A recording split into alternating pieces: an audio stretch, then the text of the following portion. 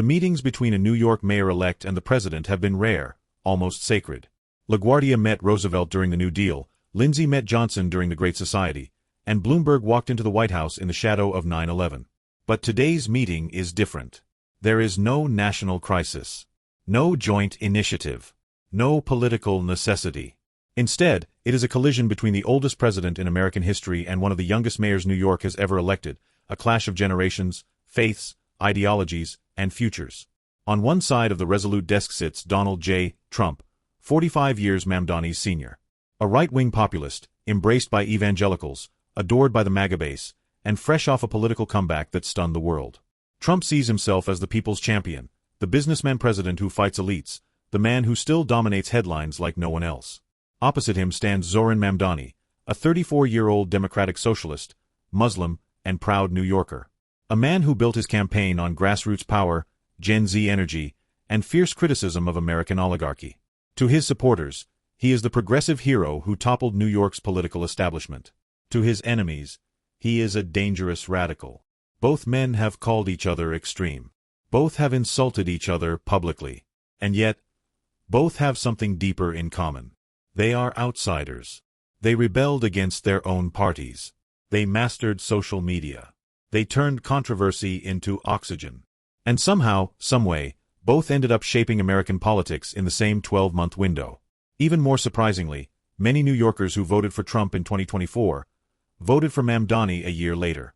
That overlap alone has political scientists scratching their heads.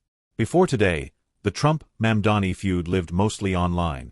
Tweets, interviews, speeches, and viral moments. Trump calling Mamdani a communist radical. Mamdani calling Trump a dictator and oligarch. But when their teams quietly announced this Oval Office meeting, everything changed.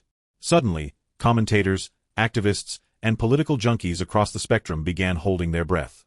For Trump supporters, this meeting is an arena, a chance to watch the president dominate yet another political adversary. If Trump could browbeat world leaders and governors, surely he could crush a young New York socialist.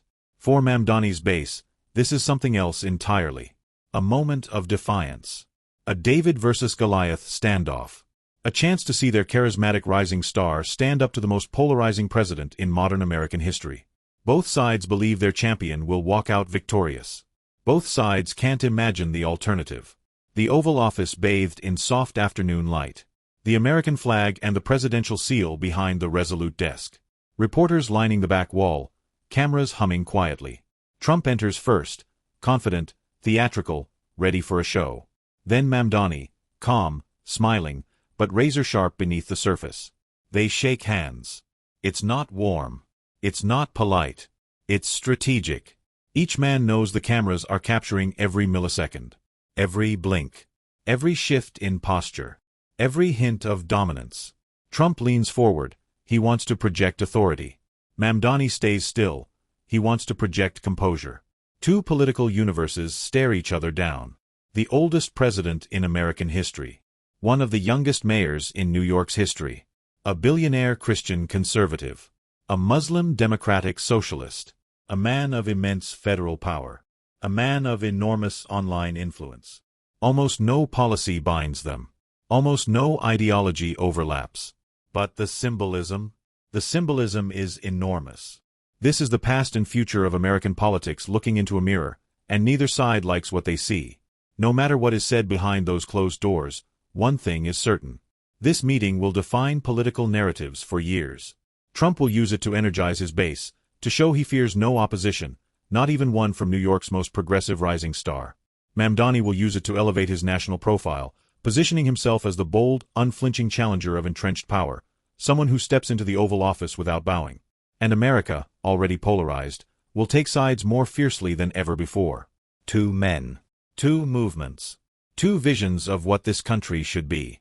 And it all begins with a quiet knock on the Oval Office door.